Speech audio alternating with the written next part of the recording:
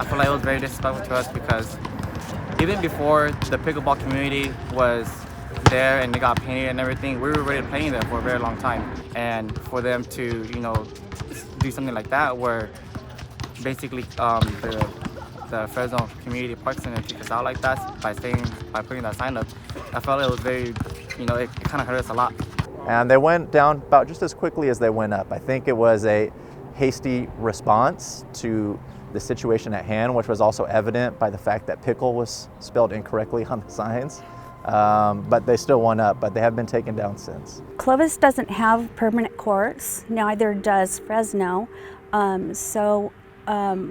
We have a club called Fresno Area Pickleball, and we started a 501c3 in hopes to raise the money to entice the city of Fresno to help us get the permanent courts. It certainly wasn't my intention, and it wasn't the intention of the administration, whose number one goal is to preserve the aesthetics of the court and to limit the amount of maintenance that has to go in every year. I think the city has deemed this for pickleball and tennis only.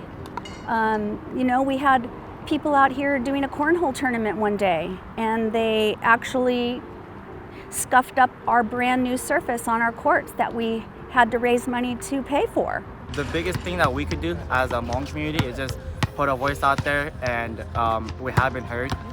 It's a working relationship that we have with them.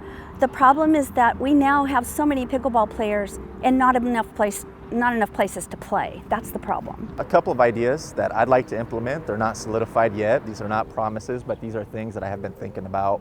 One is a resurfacing of these two courts to include lines that would allow both tennis and volleyball, so that folks don't have to come out and use paint or chalk to restripe the courts for the sport of their choice. Another solution, when both of these courts get filled, there's no reason that we can't accommodate grass or turf volleyball. So we could get some non-invasive, and when I say non-invasive, you don't have to stake them into the grass and destroy the turf, but we could put additional volleyball courts up on the turf, on the grass, if these get overflowed. We could additionally add double head lights to these fixtures so that they could also provide lighting to the grassy area, and these are LED lights. I think one of the ways we as a city could be more accommodating is to invest in technology where you could scan something like a QR code to see who has reservations over the court. But more importantly would be getting rid of this, in my opinion, backwards means of reserving a court, which requires you to take out an insurance policy. I came out to a community meeting a few weeks ago. There was dozens of folks from the Hmong community here to tell me how this made them feel, the policy and the signs that went up. And once I have a more concrete plan in place, we'll be meeting back out here again in the next week or two to let them know what the options are and see where they want to go going forward.